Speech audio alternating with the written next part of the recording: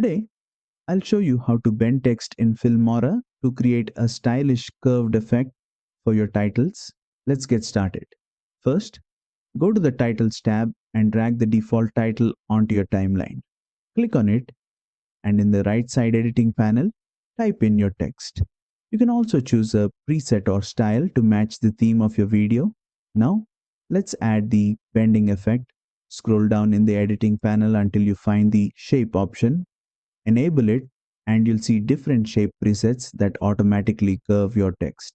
Try out different shapes like arcs, waves, or circles to see which one works best for your design. Once the shape is applied, you can fine tune it further. Adjust the shape strength slider to control the curve's intensity. If the text looks too stretched or distorted, tweak the shape path, and you can also reposition the text to fit perfectly within your video. And that's it.